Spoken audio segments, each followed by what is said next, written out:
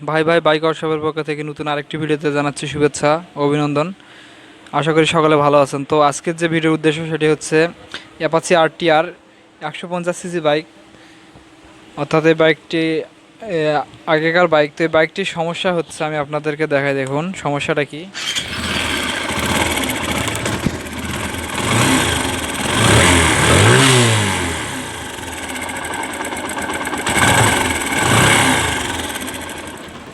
তো এই বাইকটির সমস্যা হচ্ছে সাউন্ডটা একদম খারাপ, ইঞ্জিনের সাউন্ড খারাপ, আর হচ্ছে থ্রোটল রেসপন্স নাই। অর্থাৎ তো যেটা বললাম, এই বাইকটিতে আসলে যে সমস্যাটা তা হচ্ছে থ্রোটল রেসপন্স নেই, অর্থাৎ স্লো পিক আপে বাইকটি হচ্ছে আপ ডাউন করতেছে, বাইক ধাক্কায় ধাক্কায় চলতেছে, মনে হচ্ছে তেল পাচ্ছে না, এরকম সমস্যা করতেছে। আর হচ্ছে টপ স্পিড একদমই নাই, এবং ইঞ্জিনের সাউন্ড অতিরিক্ত খারাপ, অর্থাৎ ইঞ্জিন থেকে ঝরঝর করে সাউন্ড করতেছে। তো আমরা হচ্ছে বাইকটিতে এখন কাজ করব, তো সেজন্য বাইকের সিট ট্যাঙ্কি এগুলো সব খুলে নেওয়ার পরে আমি আপনাদেরকে দেখাই যে বাইকটিতে কী সমস্যা হয়েছে এবং কোথা থেকে সমস্যাগুলো হয়ে থাকে, এবং আমরা সমস্যাটির 100% সমাধান দিব ইনশাল্লাহ। তো আপনারা ভিডিওটা শেষ পর্যন্ত থাকুন।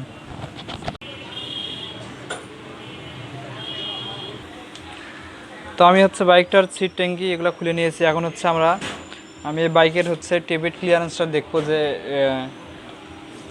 টেবিট ক্লিয়ারেন্সটা ঠিক আছে কি না।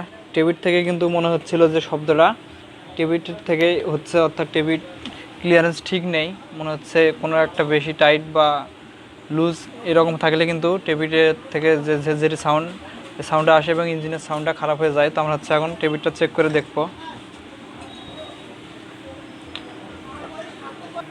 তো আমি কিন্তু এটা হচ্ছে টিডিসি মার্কে উঠে নিয়েছি, নেওয়ার পরে টেবিটগুলো চেক করে দেখলাম টেবিট কিন্তু ঠিক নাই, অর্থাৎ পিছনেরটা বেশি টাইট এবং সামনেরটা বেশি লুজ হয়ে গেছে। তো আমরা এখন টেবিট ক্লিয়ারেন্সটা ঠিক করে দেবো। তো এরকম ফিলার গাছ দিয়ে কিন্তু, অর্থাৎ যে ইনটেক ভাল্বটা আছে, ইনটেক ভাল্ব আমরা দিব 0.06 mm, এবং হচ্ছে যেটা এক্সস্ট ভাল্ব সেটা 0.08 mm দিয়ে আমরা হচ্ছে টেবিট ক্লিয়ারেন্সটা করে দিব।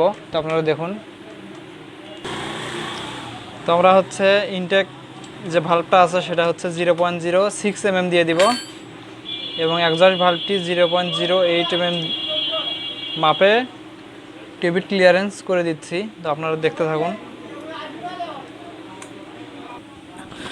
তো আমাদের কিন্তু বাইকের টেবিট ক্লিয়ারেন্স করা হয়েছে। আমি আবারও বলতেছি, ইনটেক ভাল্ব হচ্ছে 0.06 mm এবং হচ্ছে এক্সস্ট ভাল্ব 0.08 mm আমরা টেবিট ক্লিয়ারেন্স করে দিলাম। এখন হচ্ছে বাইকে যে সাউন্ডের বিষয়টা ছিল, সাউন্ডটা কিন্তু এখন স্মুথ হয়ে যাবে। আমি বাইকটা স্টার্ট করে আপনাদেরকে দেখাচ্ছি, দেখুন।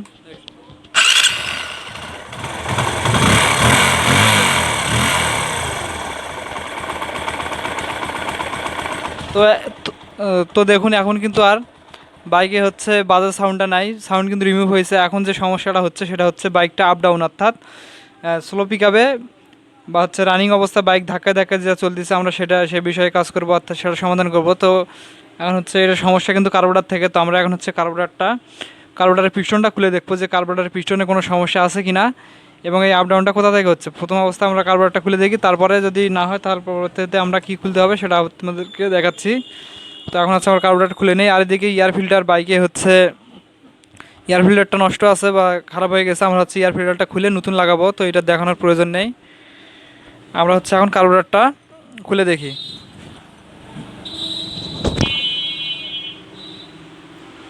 আমি এখন বাইকের কার্বোরেটরের বাটারফ্লাইটার অংশটা খুলে নিচ্ছি।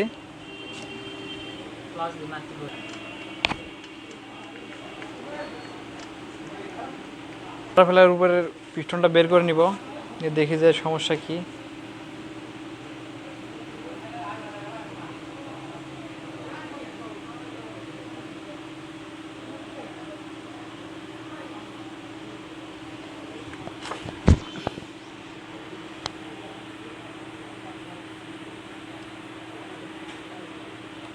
তো এখানে কিন্তু যে সমস্যাটা দেখা যাচ্ছে তা হচ্ছে আমাদের হচ্ছে পিস্টনটা দেখুন ক্ষয় হয়ে গেছে অনেকটা, এদিকটা ক্ষয় হয়ে গেছে আর এদিকটা অনেকটা ময়লা জমে আছে। এই দেখুন, তেল নাকি যেন এখানে হয়তো দিছিল, অনেকটা ময়লা জমে আছে।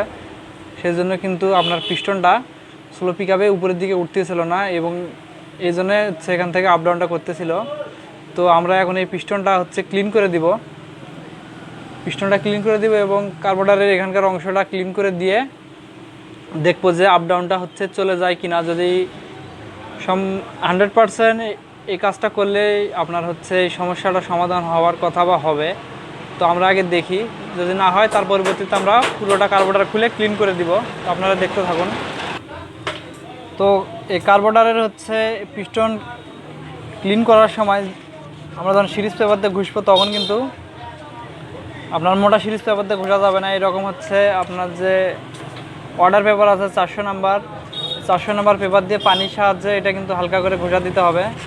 দেওয়ার পরে হচ্ছে এটা ক্লিন করতে হবে।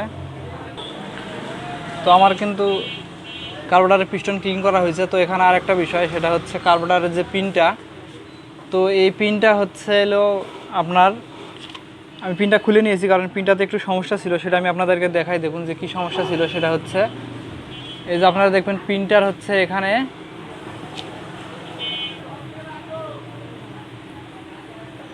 তো পিনটার এখানে দেখুন যে সার্কলিপটা আছে, এটা কিন্তু হচ্ছে উপরে গ্রুপটাই দেওয়া ছিল, অর্থাৎ পিনটা বেশি নিচের দিকে দেওয়া ছিল, সে কারণেই আপ ডাউনটা করতে পারে। তো আমি হচ্ছে পিনের যে সার্কলিপটা খুলে মাঝখানে যে গ্যাপটা আছে সেই গ্যাপটাই দিয়ে দিলাম। তো এখন আর বাইকটি হচ্ছে আপ ডাউন করার কথা না বা আপ ডাউন করবে না। তো আমরা হচ্ছে এখন কার্বোরেটরের পিস্টনটা ফিটিং করে দিব, দিয়ে বাইকটি স্টার্ট করে দেখি যে বাইকের যে ধাক্কা চলতো সেই সমস্যাটা আছে না সমাধান হয়ে গেছে। তো আশা করি সমস্যাটার সমাধান হয়ে যাবে। তো আপনারা দেখতে থাকুন। আমি এখন হচ্ছে কার্বোরেটরের পিনটা পিস্টনের সাথে ফিটিং করে কার্বোরেটরে হচ্ছে ফিটিং করে দিব।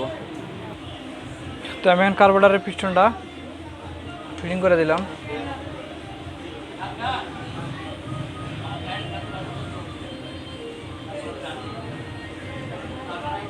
পিস্টনটা দেখতে হবে, যদি জাম থাকে তাহলে কিন্তু সমস্যা হবে। এরকম যেন ইজি থাকে, এরকম ইজি থাকবে।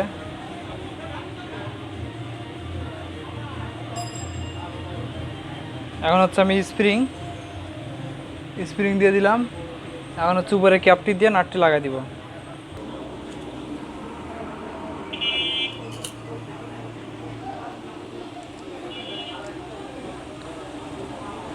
তো এই বাটারফ্লাই কার্বোরেটরে যদি আপনার পিস্টনটা জ্যাম হয়ে থাকে সেক্ষেত্রে কিন্তু বাইক আপ ডাউন করবে, অর্থাৎ টপ স্পিড উঠবে না, স্লো পিকআপে আপ ডাউন করবে, এরকম সমস্যা হয়ে থাকে। আর যদি যে পিনটার বিষয়টা দেখালাম, পিনের যদি গ্রুপটা আপনার কম বেশি করে রাখা থাকে সেক্ষেত্রেও কিন্তু আপ ডাউন করবে। অর্থাৎ এটি একদম হচ্ছে উপরে দেওয়া ছিল, পিনটা বেশি নিচে দেওয়া ছিল, সেজন্য কিন্তু তেল ঠিক মতো পাইছে না, এরকম হয়েছে। সেজন্য কিন্তু আপনার এই আপ ডাউনটা করছিল। এখন কিন্তু আর আপ ডাউনটা করবে না, এবং বাইক যে ধাক্কায় চলতো সেটা কিন্তু চলবে না। এখন বাইকটি স্মুথ চলবে। তো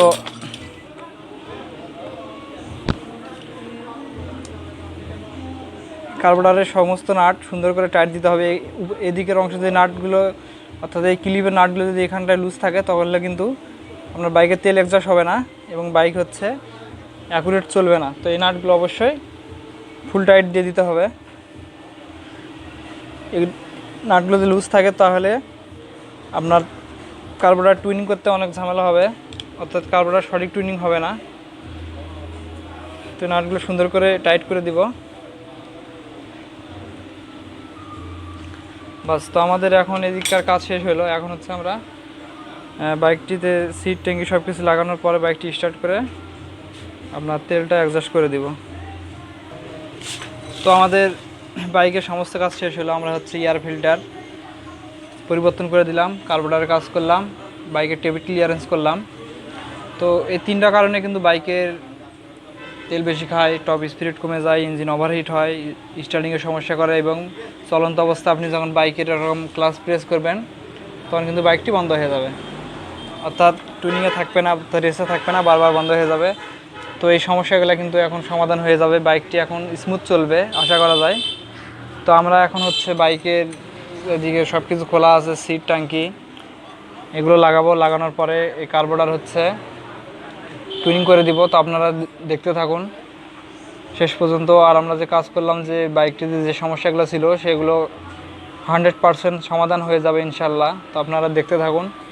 আমি বাইকটি ফিটিং করানোর পর, তেল এক্সস্ট করানোর পর আমি আপনাদের সাথে বিস্তারিত শেয়ার করতেছি যে কাজের সফলতা আমাদের কতখানি আসলো। তো আপনারা ভিডিওটা কন্টিনিউ করুন। তো সবশেষ বিষয়, আমাদের বাইকের কাজ শেষ হয়েছে। তো তো আমি যদি এখন বাইকটা স্টার্ট করি, স্টার্ট করে আপনাদের দেখাই, দেখুন বাইকের সাউন্ডটা দেখুন কেমন হয়েছে।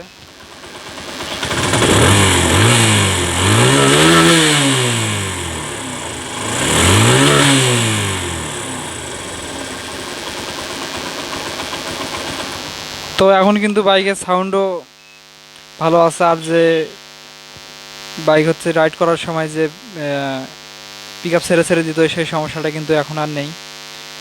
তো আজকের ভিডিওটা এই পর্যন্ত। ভিডিও যদি ভালো লাগে তো অবশ্যই লাইক করে দিবেন, আর চ্যানেলে নতুন দর্শক হলে চ্যানেলটা অবশ্যই সাবস্ক্রাইব করবেন। আর আগে থেকে যারা সাবস্ক্রাইব করেছেন তাদেরকে অসংখ্য ধন্যবাদ। তো দেখা হবে পরের কোনো মোটরসাইকেল রিলেটেড ভিডিও নিয়ে। সে পর্যন্ত ভালো থাকবেন সবাই। আল্লাহ হাফেজ।